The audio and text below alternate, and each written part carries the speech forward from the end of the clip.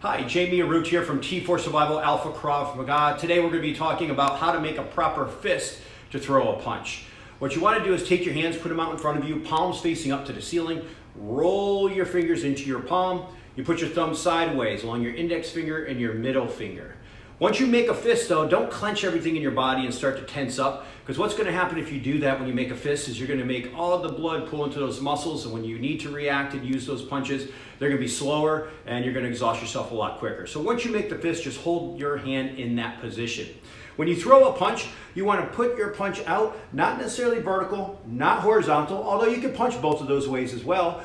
I prefer punching on a 45-degree angle. And the reason why I've learned 45-degree angle is the best way to punch is it gives you proper alignment of this index finger and the two big knuckles all the way down the small bones in your hand through your wrist and through your forearm, and those ligaments are nice and structured to give you the most security through those strikes. You also want to make sure when you hit with these two protruding knuckles right here. So the proper way to punch is be turning those knuckles on a 45-degree angle forward. So you're not pulling your punches, you're actually pushing your punches. And if I turn to the side for a side profile, you're going to see that this is me just leaving my hand completely out. This is me pushing my punches. So putting these big knuckles toward the target and aligning them properly with my wrist. I also want to make sure that I don't turn or pre-turn my wrist toward the target. I always keep my wrist nice and straight so that my fist is over my forearm. On the way to its target, it's going to align properly, hit that target, and then I retrain my body to bring my arm back. I also want to make sure that all my punches are coming from my rib cage, so there's no pre-popping of my elbow before my punch goes forward.